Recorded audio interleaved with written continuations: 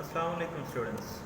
आज जो टॉपिक हम डिस्कस करने जा रहे हैं वो है टेंसेस। टेंसेस में सबसे पहले हम सेंटेंस के स्ट्रक्चर को देखेंगे कि सेंटेंस का स्ट्रक्चर क्या होता है, सेंटेंस के स्ट्रक्चर में क्या क्या होता है, इंग्लिश सेंटेंस के स्ट्रक्चर में बेसिक चीज़ क्या होती है। यानी सबसे पहले हम देखेंगे इंग्लिश सेंटेंस का स्ट्रक्चर।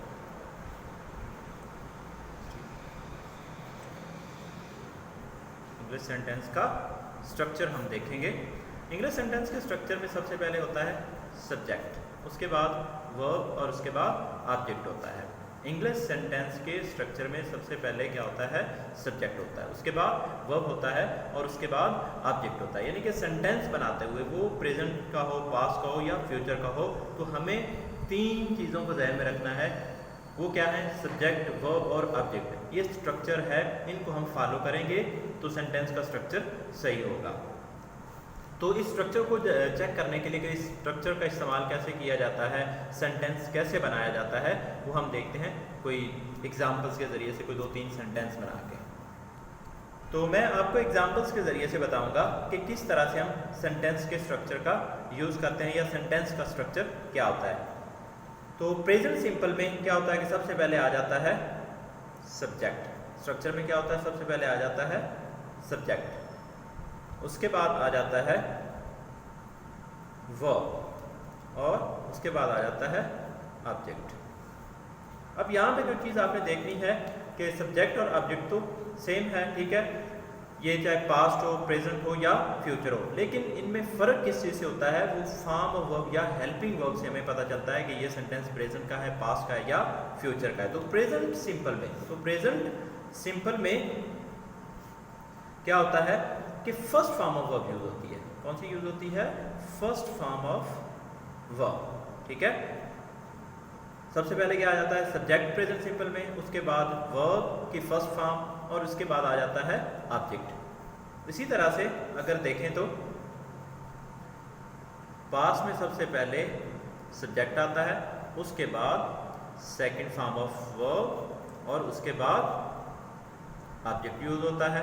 अब इसका कंपैरिजन करते हैं प्रेजेंट और पास्ट का। तो सब्जेक्ट प्रेजेंट में भी पहले आता है, पास्ट में भी आता है, और उसके बाद ऑब्जेक्ट को देखते हैं। एंड पे क्या आता है, तीसरे नंबर पे क्या आता है, ऑब्जेक्ट आता है प्रेजेंट सिंपल में, और पास्ट सिंपल में भी ऑब्जेक्ट आता है। अब फर्क क्या है प्रेजेंट सिंपल और पास्ट सिंपल में? फर्क ये है कि प्रेजेंट सिंपल में first form of verb use होती है और पास्ट सिंपल में second form of verb use होती है।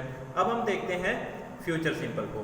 फ्यूचर सिंपल में सेंटेंस बनाते हुए जो स्ट्रक्चर है, सबसे पहले सब्जेक्ट आ जाता है, उसके बाद हेल्पिंग वर्ब यूज होता है विल और शैल। विल और शैल के साथ first form of verb use होता है। विल और शैल के साथ फर्स्ट फॉर्म ऑफ वर्ब और उसके बाद आ जाता है ऑब्जेक्ट। अब हम इसका कंपैरिजन करते हैं फ्यूचर सिंपल के सेंटेंस का जो स्ट्रक्चर है, इसका हम कंपैरिजन करते हैं प्रेजेंट सिंपल में, प्रेजेंट सिंपल के साथ। सबसे पहले अगर देखें तो सब्जेक्ट फ्यूचर सिंपल में और प्रेजेंट सिंपल में सेम है। उसके बाद first form of verb use होता है प्रेजेंट सिंपल में, और फ्यूचर सिंपल में विल और शैल के साथ फर्स्ट फॉर्म यूज होता है। फ्यूचर सिंपल में और प्रेजेंट सिंपल में फॉर्म तो फर्स्ट ही यूज होती है, लेकिन इसमें फ़र्क क्या है, विल और शैल के हेल्पिंग वर्ब का, ठीक है। उसके बाद ऑब्जेक्ट तो सेम है, प्रेजेंट सिंपल का और पास्ट सिंपल का जो स्ट्रक्चर है उसमें ऑब्जेक्ट सेम है। अब कंपैरिजन करते हैं हम फ्यूचर सिंपल का और पास्ट सिंपल का। सब्जेक्ट सेम है, सेकंड फॉर्म यूज होती है पास्ट सिंपल में और फर्स्ट फॉर्म यूज होती है फ्यूचर सिंपल में। फ्यूचर सिंपल में फर्स्ट फॉर्म यूज होती है और इसके साथ हेल्पिंग वर्ब आता है विल और शैल, और ऑब्जेक्ट जो है सेम है। अब फर्क किस चीज़ में आ रहा है, वो है फॉर्म ऑफ वर्ब का, जो हमें बता रही है कि प्रेजेंट सिंपल में, पास्ट सिंपल में और फ्यूचर सिंपल में हम फ़र्क किस तरह से कर सकते हैं। सब्जेक्ट और ऑब्जेक्ट का अगर स्ट्रक्चर के हवाले से देखा जाए तो कोई फ़र्क नहीं है।